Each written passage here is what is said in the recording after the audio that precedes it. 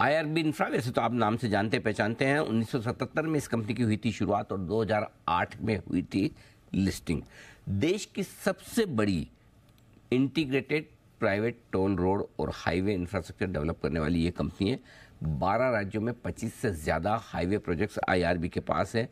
75,000 करोड़ से ज़्यादा का एसेट बेस कंपनी का है, ये आप जानते हैं।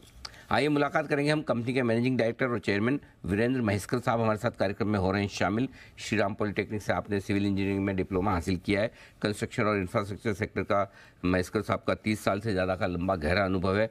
नए बिजनेसेस, रोड कंस्ट्रक्शन और बीओटी प्रोजेक्ट्स वगैरह सारे महेश्कर साहब आईआरबी के लिए देखते हैं और कंपनी की लीडरशिप भी आपके हाथों में। सर बहुत बहुत स्वागत है आपका, धन्यवाद सबसे पहले तो हमें समय देने के लिए। जो हम मंथली डेटा आपके टोल कलेक्शन के देखते हैं, हमें समझ में तो आता है कि बहुत ही ज़बरदस्त ग्रोथ दिख रही है। साल दर साल देख लें, महीने दर महीने देख लें। जरा बताएं सर, अक्टूबर के महीने में भी साल दर साल 30% की टोल कलेक्शन में ग्रोथ आई है। इस अच्छी और मजबूत ग्रोथ के पीछे क्या कारण है, कहाँ से आ रही है ये ग्रोथ? मॉर्निंग एंड पहले तो आपको नए साल की शुभकामनाएं। धन्यवाद sir. Thanks for having me here जी। आपका जो ऑब्जर्वेशन है वो बिल्कुल ठीक है। इस साल अक्टूबर के महीने में हमने लगभग 30% की टोल आय में वृद्धि देखी थी और ये अगर मैं देखूं तो एक पैटर्न बनता जा रहा है। The growth has been very very strong और ये खाली किसी एक प्रोजेक्ट में केवल नहीं है, अक्रॉस द पोर्टफोलियो हम बहुत अच्छी ग्रोथ टोल रेवेन्यूज में देख रहे हैं और जैसे जैसे नए प्रोजेक्ट ऐड होते जा रहे हैं ये ग्रोथ बरकरार रहने की पूरी उम्मीद है। तो सर ये जो आपके फास्टैग और टोल कलेक्शन दोनों तरह से आपकी ग्रोथ आती, क्या दोनों ही तरह से मजबूत ग्रोथ आ रही है या ये फास्टैग वाली ग्रोथ ज्यादा है इस वक्त? देखिए, पिछले 2 सालों में पूरे देश में ये बहुत बड़ा रिफॉर्म जो है वो हो चुका है। आज अगर आप देखेंगे तो लगभग 96 to 97% of the toll revenue जो हम अभी जमा कर रहे हैं वो फास्टैग के रूप से हमारे अकाउंट में जमा हो रहा है।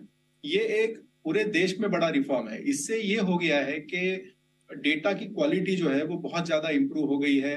लेंडर्स को खास करके बहुत कंफर्ट आया है क्योंकि किसी भी नए प्रोजेक्ट में अगर हमको डेटा लेना है तो आज हम डेटा बैंकों को नहीं दे रहे, बैंक से हमको डेटा मिल रहा है क्योंकि ये फास्टैग का डेटा जो है वो बैंकों के एंड में जमा होता है।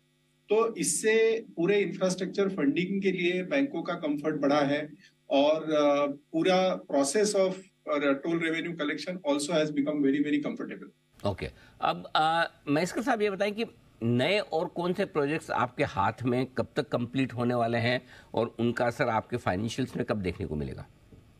देखिए, हम लोगों का एक थॉट प्रोसेस था कि जैसे हम अगले साल में बढ़ेंगे तो एक इलेक्शन ईयर होगा और ऑर्डर फ्लो स्लो हो सकता है। इस चीज को दिमाग में रख के the team work very hard और हमने इस साल भर में, अगर हम पिछले साल से आज अब तक, मतलब जब हमने लास्ट आपसे बात की थी उससे देखे तो लगभग 16,000 करोड़ के प्रोजेक्ट हमने ऐड किए हैं।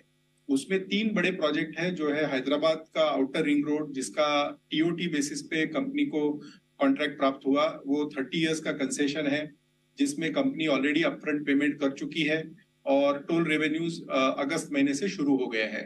दूसरा टीओटी जस्ट अभी एक 15 दिन पहले मिला हुआ है, वो है मध्य प्रदेश में ललितपुर से लखनादौन। और तीसरा मिला हुआ है बीओटी प्रोजेक्ट गुजरात में जो भी अभी जो अब मतलब maybe in next week और 2 शुरू होने जा रहा है, जो है समकख्याली से संथलपुर। ये वो रोड है जो कांडला मुंद्रा पोर्ट के ट्रैफिक को केटर करती है और ये 4 to 6 लेनिंग वाला प्रोजेक्ट है। तो इन 3 प्रोजेक्ट का एडिशन हो चुका है पोर्टफोलियो में और जैसे आपने कहा ये पोर्टफोलियो अभी बढ़ के 25 प्रोजेक्ट का हो चुका है जिसमें 18 बीओटी है, 3 टीओटी है और 4 हैम प्रोजेक्ट है।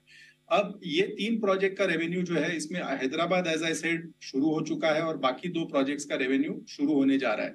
तो मेरे ख्याल से इन तीनों प्रोजेक्ट का जो फुल इम्पैक्ट है वो हमको Q1 FY24 में देखने मिलेगा। कंस्ट्रक्शन बिजनेस के बारे में भी सर राय दें जरा।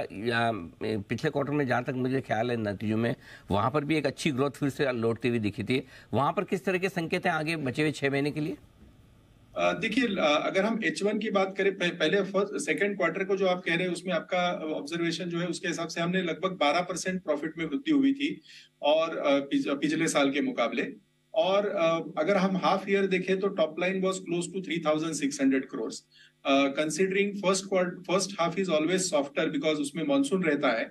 मेरे ख्याल से पूरे साल का अनुमान हम लगा सकते हैं कि करीब 8,000 करोड़ के आसपास का टॉप लाइन देखने को मिल सकता है.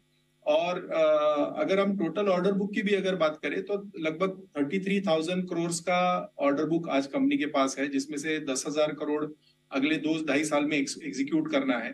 तो कंस्ट्रक्शन ऑर्डर बुक पे भी काफी अच्छी विजिबिलिटी इस समय है और पूरा जो ध्यान है वो एग्जीक्यूशन पे अभी फोकस्ड है.